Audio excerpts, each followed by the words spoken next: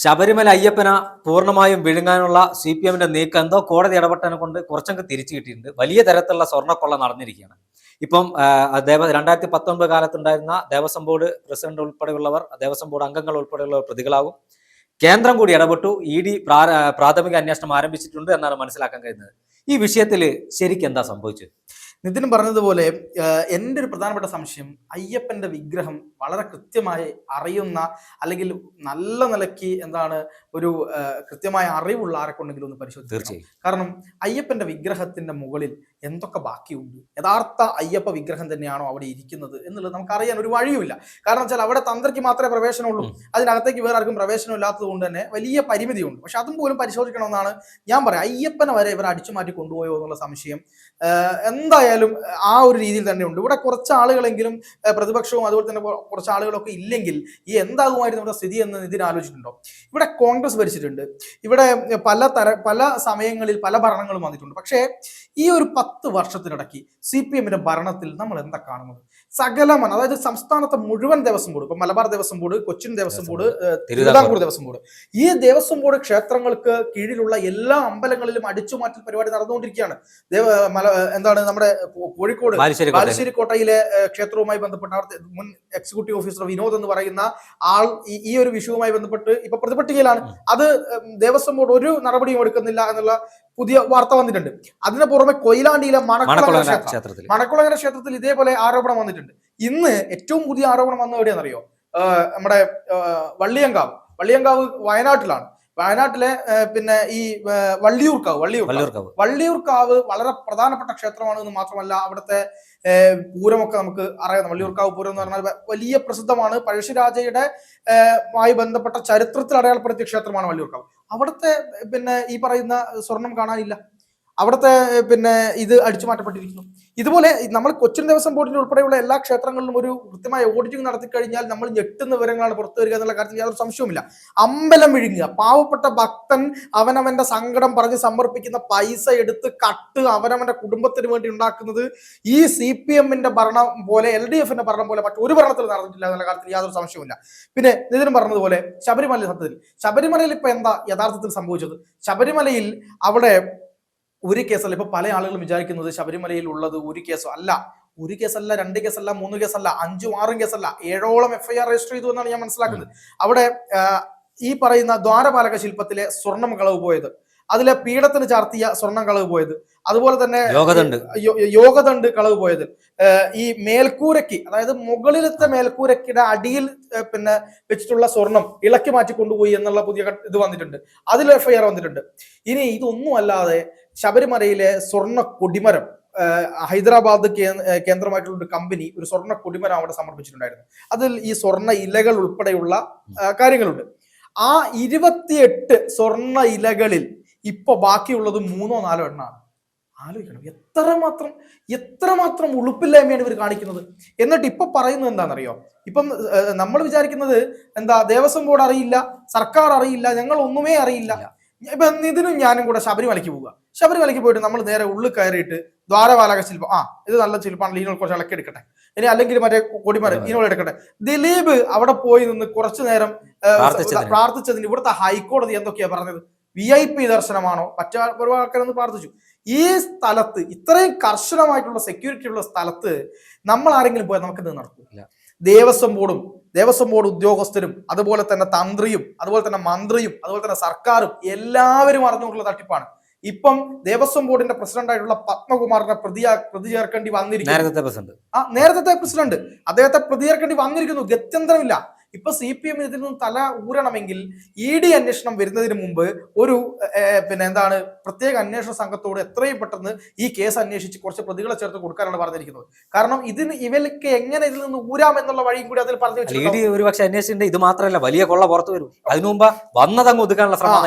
അതുകൊണ്ടാണ് SIT-യെ ഉപയോഗിച്ചുകൊണ്ട് എത്രയും പെട്ടെന്ന് ഈ കേസ് എടുക്കാനും, എന്നിട്ട് കോടതി പറയാലോ ഞങ്ങൾ ഇത് അന്വേഷിച്ചു, ഞങ്ങൾ ഇത് കുറ്റപത്രം കൊടുത്തു, പ്രതികളെ അറസ്റ്റ് ചെയ്തു എന്നൊക്കെ പറയാലോ. അപ്പൊ പ്രതികളെ അറസ്റ്റ് ചെയ്തു എന്ന് പറയുമ്പോൾ ഞങ്ങളുടെ ഇരട്ടച്ചങ്ങന്റെ സർക്കാർ, ആര് തെറ്റ് ചെയ്താലും ഞങ്ങൾ അവരെ ശിക്ഷിക്കും എന്നൊക്കെ പറയാം. യഥാർത്ഥത്തിൽ ദേവസ്വം ബോർഡ് പ്രസിഡന്റ് അതുപോലെ തന്നെ ദേവസ്വം ബോർഡ് ഉദ്യോഗസ്ഥർ, അവിടെയുള്ള വനിതകളായിട്ടുള്ള ഉദ്യോഗസ്ഥർ വരെ ഇതിൽ കേസിൽ പ്രതികളാണ്. നമ്മൾ ആലോചിക്കണം, ഇവർ ഭരണപക്ഷത്തിന്റെ പിന്തുണയില്ലാതെ ആർക്കെങ്കിലും എന്തെങ്കിലും ചെയ്യാൻ കഴിയുമെന്നില്ല. എന്തെങ്കിലും ചെയ്യാൻ കഴിയുമോ? ഒന്നും ചെയ്യാൻ കഴിയില്ല.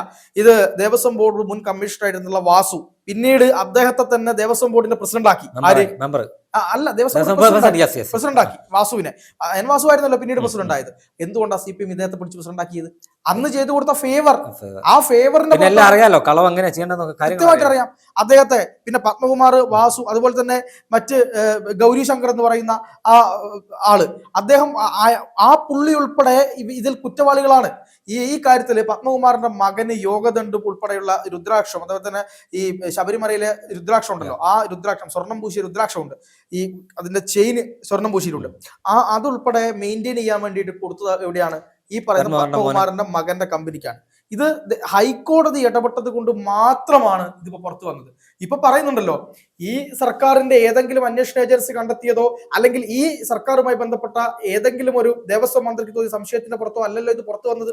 കേരളത്തിലെ ഹൈക്കോടതിയിലെ ദേവസ്വം ബെഞ്ച് ഇടപെട്ടത് കൊണ്ടും ദേവസ്വം ബെഞ്ചിൽ പ്രധാനപ്പെട്ട നട്ടലുള്ള ചില ജഡ്ജിമാർ ഇരിക്കുന്നത് കൊണ്ടും, ഞാൻ പേരൊന്നും പറയുന്നില്ല, നട്ടലുള്ള ചില ജഡ്ജിമാർ ഇരിക്കുന്നത് കൊണ്ട് മാത്രമാണ് ഇപ്പം സർക്കാർ ഇങ്ങനെ കുടുങ്ങിയത്. ഇല്ലെങ്കിൽ ഇത് പുറത്തു വരും. ഇല്ല, ആര് പുറത്തു വരും? എങ്ങനെ അറിയാം? അതിപ്പം പുറത്തു വരാത്ത ഒരുപാട് ക്ഷേത്ര ഗുരുവായൂരൊക്കെ കൃത്യമായ ഒരു അന്വേഷണം നടത്തിയിട്ട് ഞെട്ടിപ്പിക്കുന്നതായിരിക്കും ചിലപ്പം പുറത്തു വരാനുള്ളത്. അതെ, സംശയമില്ല കാര്യത്തില്.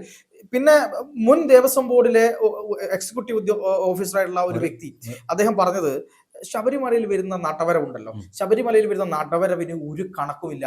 അത് നമ്മൾ അറിയുന്നത് ഇത്ര കോടി രൂപ ഇവിടെ വരുമാനം വന്നു. ആരാ പറയുന്നത്? ദേവസ്വം ബോർഡ് പറയാണ്. നമ്മൾ അത് വിശ്വസിക്കുകയാണ്. ഇതിൽ നടവരവിന് ഒരു കണക്കില്ല. ഈ ഭണ്ണാരത്തിൽ കൊണ്ടിരുന്ന പൈസക്ക് എന്ത് കണക്കാണുള്ളത്? ആരാണിത് തിട്ടപ്പെടുത്തുന്നത്? ആ പൈസ എണ്ണി തിട്ടപ്പെടുത്തുമ്പോൾ ഒരു സിസ്റ്റം മൊത്തം കള്ളന്മാരായാൽ എങ്ങനെയാണ് നമ്മളത് അറിയാൻ പറ്റുക? ഇപ്പം ഞാനൊരു കള്ളം ചെയ്യുകയാണ്, അപ്പൊ നിതിൻ എന്റെ മേലുദ്യോഗസ്ഥനാണ്, നിതിൻ ഉൾപ്പെടെയുള്ള ആളുകൾ അത് ഓഡിറ്റ് ചെയ്യുന്നുണ്ടെങ്കിൽ എനിക്കത് പ്രശ്നമാണ്.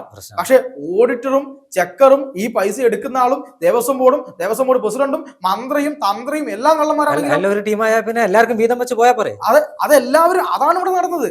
ശബരിമല അയ്യപ്പനെ വിറ്റ് തിന്നുക എന്ന് പറഞ്ഞാൽ അതിലപ്പുറത്തേക്ക് ഒന്നുമില്ല. അപ്പൊ ഈ പറഞ്ഞൊരു സംശയം ഞാൻ ചോദിക്കാനേ, ഈ ശബരിമലയിലെ നടവരവ് നമുക്ക് ദേവസ്വം ബോർഡ് പ്രസിഡന്റ് ഒരു വാർത്താ സമ്മേളനം വിളിച്ചു പറയും, ഇത്ര ദിവസം വരെ ഇത്ര കോടി കിട്ടി. സത്യം പറയാൽ പല പൈസയും ചിലപ്പോൾ പുറത്തേക്ക് പോയിട്ടുണ്ടാവില്ല. അല്ല, അതാണല്ലോ പറഞ്ഞത്.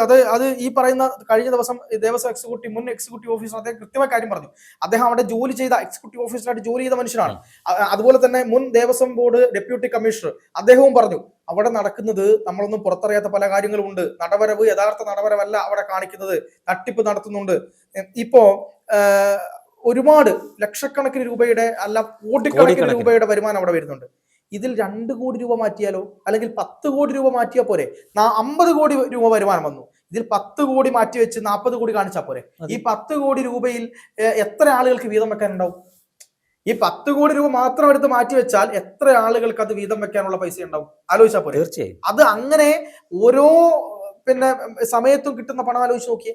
പിന്നെ ഈ പറയുന്ന തന്ത്രി ഉൾപ്പെടെയുള്ള ആളുകൾക്ക് ഈ അവിടെ പൂജാരിയെ നിയമിക്കണമല്ലോ, മേൽശാന്തിയെ നിയമിക്കണമെങ്കിൽ ഈ മേൽശാന്തിമാരെ നറുക്കെടുപ്പിൽ ഉൾപ്പെടുത്തണമെങ്കിൽ കൃത്യമായി കാണേണ്ടവരെ കാണണം, കൊടുക്കേണ്ടത് കൊടുക്കണം. അവർക്ക് താല്പര്യമുള്ള ആളുകളാണ് മേൽശാന്തിമാരായിട്ട് വരുന്നത്. ഇതിലൊക്കെ കൃത്യമായ അന്വേഷണം ഉണ്ടെങ്കിൽ തൂങ്ങുന്നവരാരൊക്കെയാണെന്ന് നമുക്ക് പറഞ്ഞറിയിക്കാം. അത് മാത്രമല്ല, അരവണ ടിന്ന് വാങ്ങുന്നതിൽ വരെ കമ്മീഷൻ ഉണ്ട് എന്നാണ് നമുക്ക് ലഭ്യമായത്. അരവണ ടിന്ന് വാങ്ങുന്നതിൽ കമ്മീഷൻ, ഏലക്ക വാങ്ങുന്നതിൽ കമ്മീഷൻ, മോശമായി പോയ അരവണ എത്രയോ ടിൻ അരവണ നശിപ്പിച്ചു കളഞ്ഞില്ലേ? ആ അരവണയുടെ പുറത്ത് അഴിമതി ഉണ്ടായിരുന്നില്ലേ? അപ്പോ ഇപ്പം ദേവസ്വം ബോർഡിന്റെ മുൻ പ്രസിഡന്റും CPM നേതാവുമായിട്ടുള്ള പത്മകുമാർ, അതുപോലെ തന്നെ CPM ഏറ്റവും പ്രിയങ്കരനായിട്ടുള്ള വാസു, അതുപോലെ തന്നെ ഗൗരി ശങ്കർ എന്ന് പറയുന്ന CPM വളരെ സന്തത സഹചാരിയായി നടക്കുന്ന മനുഷ്യൻ, ഇതും ഒന്നും പോരാതെ മുരാരി ബാബു എന്ന് പറയുന്ന ഓഫീസർ, അയാൾ പോയതൊക്കെ അതെ അയാൾ പോയിടത്തൊക്കെ ഏതൊക്കെ ക്ഷേത്രങ്ങളിൽ അയാൾ ജോലി ഇട്ടു അവിടെയൊക്കെ മോഷണം നടന്നു എന്നുള്ള രീതിയിൽ ആരോപണ വരുന്നത്. മുരാരി ബാബു എന്നിട്ട് മാധ്യമങ്ങൾക്ക് മുമ്പിൽ വന്നു നിന്നുകൊണ്ട് ഞാനൊന്നും അറിയില്ലേ രാമനാരായണ എന്ന നിലയിലാണ് സംസാരിക്കുന്നത്. നമ്മൾ ആലോചിക്കണം എത്രമാത്രം തട്ടിപ്പാണ്. ഞങ്ങളെ രക്ഷിക്കാൻ ഇവരുണ്ട് എന്ന ധാരണയാണ് ഇവിടെയുള്ളത്. പിന്നെ നമുക്കൊരു കാര്യം കൂടി പറഞ്ഞ് അവസാനിപ്പിക്കാന്ന് എനിക്ക് തോന്നുന്നു. അതായത് ഇപ്പോ അയ്യപ്പ സംഗമം നടന്നതിന് പിന്നാലെ ഇത്ര വലിയൊരു തിരിച്ചടി ഒരിക്കലും CPM സർക്കാർ പ്രതീക്ഷിച്ചിട്ടില്ല. അപ്പൊ ഇതിനെ എത്രയും പെട്ടെന്ന് ഒതുക്കാനും കേന്ദ്ര അന്വേഷണത്തിലേക്ക് പോവാതിരിക്കാനും, അതുപോലെ തന്നെ കേന്ദ്ര അന്വേഷണത്തിലേക്ക് പോയാലും ഇവർ ഈ കള്ളന്മാരെയൊക്കെ പിടിച്ച് അഡ്ജസ്റ്റ്മെന്റ് രാഷ്ട്രീയം നടത്തുമെന്നല്ലാതെ വേറെ ഒന്നും ഇല്ല എന്നുള്ളത് നമുക്കറിയാം. അത് വേറെ കാര്യം. പക്ഷെ അങ്ങനെ പോകുമ്പോഴും പ്രശ്നമാണല്ലോ. അതുകൊണ്ടും ഇത് കൃത്യമായി ജനങ്ങൾ അറിയാതിരിക്കാനും വേണ്ടിയുള്ള തട്ടിക്കൂട്ട് അന്വേഷണ സംഘത്തെ രൂപീകരിച്ച് അന്വേഷണം നടത്തി ഒരു പക്ഷേ പത്മകുമാറിനെ അറസ്റ്റ് ചെയ്താൽ പോലും നമ്മൾ അത്ഭുതപ്പെടാനില്ല. കാരണം പത്മകുമാറിനെ അറസ്റ്റ് ചെയ്താൽ മാത്രമാണ് വലിയ സ്രാവുകൾ രക്ഷപ്പെടും. പാർട്ടിക്ക് ഒരു മൈലേജുമായി. അതാണ് ഇപ്പൊ നടക്കാൻ പോകുന്ന കാര്യം. പക്ഷേ നമ്മൾ കള്ളന്റെ കയ്യിൽ തന്നെയാണ് ഇപ്പോഴും താക്കോല്. തീർച്ചയായിട്ടും നമ്മൾ വിചാരിക്കുന്നതിലും അപ്പുറത്താണ് തട്ടിപ്പുകൾ നടക്കുന്നത്, കൊള്ള നടക്കുന്നത്. അയ്യപ്പന്റെ എല്ലാ സ്വത്തുക്കളും അവിടെ ഇനി ദേവസ്വം ഭൂമി എങ്ങാൻ മറച്ചു വെക്കാമെന്നുള്ള പല നിയമം ഉണ്ടായിരുന്നെങ്കിൽ അവരാ കാട് മൊത്തം നീലിമലയും കരിമലയും ഉൾപ്പെടെ എല്ലാം വെട്ടി കീറി വിറ്റാനേ ഇവര്. ഒരു സംശയവും ആ കാര്യത്തിലില്ല. അല്ല, ഞാൻ പറഞ്ഞതിൽ എന്തെങ്കിലും ഇതുണ്ടോ നിങ്ങൾക്ക് തോന്നുന്നു? ഒരു സംശയമില്ല. മറ്റേ വേറെ പ്രധാനപ്പെട്ട ഒരു വിഷയം കൂടിയുള്ള എന്താണെന്നറിയോ, ശബരിമല മാത്രമല്ല, ശബരിമല എടുത്ത് പറയുമ്പോൾ ആന്ധ്രയിൽ നിന്നും തെലങ്കാനയിൽ നിന്നും തമിഴ്നാടിൽ നിന്നൊക്കെ കല്ലുടച്ചും കൂലിവേല ചെയ്ത് കൊണ്ടുവന്ന ആളുകൾ പണമാണ് അയ്യപ്പന്റെ മുന്നിൽ നിക്ഷേപിക്കുന്നത്. ആ പണമാണ് ഇവരെ എടുത്തിട്ട് ഇങ്ങനെ കട്ടത്. ഇതിപ്പോ ശബരിമല പുറത്തു വന്നു, ചില നമ്മുടെ നാട്ടിൻ പ്രദേശത്ത് ചില അമ്പലങ്ങളിലെ പുറത്തു വന്നു. പക്ഷെ കേരളത്തിൽ ഒരുപാട് വലിയ അമ്പലങ്ങളുണ്ട്, ഗുരുവായൂർ ഉൾപ്പെടെ ഒക്കെ, അത് കാടാമ്പുഴ പോലത്തെ ക്ഷേത്രങ്ങളുണ്ട്. പല ക്ഷേത്രങ്ങളുടെയും കണക്ക് പൂർണ്ണമായും കേരളത്തിലെ അമ്പലങ്ങളുടെ, അതായത് കാസർഗോഡ് മുതൽ തിരുവനന്തപുരം വരെയുള്ള 14 ജില്ലകളിലെ അമ്പലങ്ങൾ, ദേവസ്വത്തിന് കീഴിലുള്ള അമ്പലങ്ങളുടെ കണക്കെടുത്ത് അവിടുത്തെ വരവും ചെലവും എല്ലാം എടുത്ത് പരിശോധിച്ചാൽ ചിലപ്പോൾ കേരളം ഞെട്ടുന്ന ഒരു വലിയ കുംഭകോണമായിരിക്കില്ലേ നടന്നിട്ടുള്ളത്. ഒരു വലിയ ചരിത്രത്തിലില്ലാത്ത ദേവസ്വം കുംഭകോണം എന്ന നിലയിൽ രാജ്യത്ത് അടയാളപ്പെടുന്ന രീതിയിലേക്കുള്ള ഒരു തട്ടിപ്പ് പുറത്തു വരാനുള്ള എല്ലാ സാധ്യതയും ഉണ്ട്.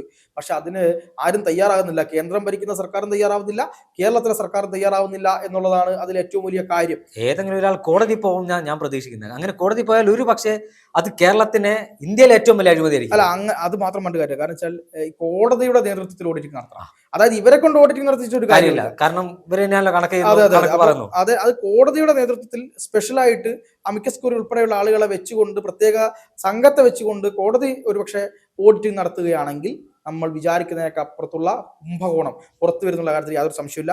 ഒരു കാര്യം കൂടി പറയാം. അതായത് നമ്മൾ ഇതുവരെ കേട്ടത് ശബരിമലയിലെ സ്വർണം വിറ്റു എന്നാണല്ലോ. ഇവരുടെ ഒരു ഉളുപ്പില്ലായ്മയുടെ ഒരു കാര്യം കൂടെ നമുക്ക് പറഞ്ഞുകൊണ്ട് അവസാനിപ്പിക്കാൻ തോന്നുന്നു. അതായത് സ്മാർട്ട് ക്രിയേഷൻസിന്റെ MD ഇപ്പം പോലീസിനൊരു മൊഴി കൊടുത്തിട്ടുണ്ട്. ഈ പറയുന്ന പോലെ ഈ ഉണ്ണികൃഷ്ണൻ പോറ്റി എന്ന് പറയുന്ന വ്യക്തി അവിടെ പോയിട്ട് ഞാൻ കൊണ്ടുവന്നത് ചെമ്പാണ് എന്ന് പറയണം എന്ന് അവരോട് പറഞ്ഞു എന്നും തങ്ങൾ കുടുങ്ങിയതാണെന്നും സ്മാർട്ട് ക്രിയേഷൻ കൃത്യമായി പോലീസിന് മൊഴി കൊടുത്തിട്ടുണ്ട്. അപ്പൊ അതിൽ നിന്ന് നമുക്ക് അതിന്റെ പുറകെ വരുന്ന ചില കാര്യങ്ങളാണ് ഏറെ ഞെട്ടിപ്പിക്കുന്ന കാര്യം എന്ന് പറയുന്നത്. അതായത് ഈ സ്വർണ്ണപ്പാളയുണ്ടല്ലോ, ദ്വാരപാലക ശില്പത്തിന്റെ സ്വർണം പൂശിയതല്ല, അതിനടിക്ക് സ്വർണം പതിപ്പിച്ചതാണ്. 250 കട്ട സ്വർണം അടിച്ച് പരത്തി പതിപ്പിക്കുകയാണ് ചെയ്തത്. അതാണ് ഇവർ ഉരുക്കിയെടുത്തിട്ട് എന്ത് ചെയ്തത്, ഈ പുതിയ സ്വർണം പൂശി കൊണ്ടുവച്ചത്. ഈ ഉരുക്കിയ അല്ലെങ്കിൽ അടിച്ച് അതിന്റെ മുകളിൽ കൃത്യമായി പതിപ്പിച്ച സ്വർണം ഉരുക്കിയെടുത്തതിന് ശേഷം ആ ഒറിജിനൽ ചെമ്പും ഇവർ കട്ടു. സ്വർണം മാത്രമല്ല, ആ ഒറിജിനൽ ചെമ്പും ഇവർ കട്ടു. എന്നിട്ട് ആ ചെമ്പ് മാറ്റി ആ ചെമ്പിന്റെ മുകളിൽ പുതിയ സ്വർണം വെച്ച് അത് ആ പീഠത്തിന്റെ അളവിൽ മുറിച്ചെടുത്ത് ശബരിമലയെ കൊണ്ടുവച്ചിരിക്കുക. ആലോചിക്കണം, എത്രമാത്രം പ്ലാൻഡ് ആണിത്. ഇത് അവിടെ നിന്ന് പുറത്തു പോകുമ്പോൾ അവിടുത്തെ പോലീസ് ഉദ്യോഗസ്ഥൻ കാണില്ലേ, അവിടുത്തെ ദേവസ്വം എക്സിക്യൂട്ടീവ് ഓഫീസർ കാണില്ലേ? അവിടുത്തെ ഒരു സാധനം അവിടെ നിന്ന് കടത്തണമെങ്കിൽ കൃത്യമായി ഈ ഓഫീസർമാരുടെ എല്ലാം അനുമതി വേണ്ടേ, പോലീസിന്റെ അനുമതി വേണ്ടേ, ഇനി ദേവസ്വം സെക്രട്ടറിയുടെ അനുമതി വേണ്ടേ, ഇതെല്ലാവരുടെ അനുമതി വേണം, തന്ത്രിയുടെ അനുമതി വേണം. അവിടെ നിന്ന് ഒരിക്കലും പുറത്തു കൊണ്ടുപോകാൻ പാടില്ലാത്ത യോഗ്യത ഉണ്ട്. പുറത്തു കൊണ്ടുപോയി ആർക്ക്? ഈ പറയുന്ന മകന് കൊടുക്കാൻ വേണ്ടിയിട്ട്. മകനാണ് കൊടുത്തത്. അത് ഏത് അർത്ഥത്തിലാണ് യോഗ്യത കൊണ്ട് പുറത്തു കൊണ്ടുപോയി? ഒരിക്കലും അയ്യപ്പനെ യോഗാസനത്തിൽ നിദ്രയിൽ വെച്ചിട്ട് ഈ നടയടച്ച് പോകുന്ന സമയത്ത് വെക്കേണ്ട ഏറ്റവും പ്രധാനപ്പെട്ട സാധനമാണ്. അത് പുറത്തു കൊണ്ടുപോകുക എന്ന് പറയുന്നതിൽ പരം ഒരു ആചാര ലംഘനം നടന്നിട്ടുണ്ടോ എന്നുള്ള സംശയമാണ്.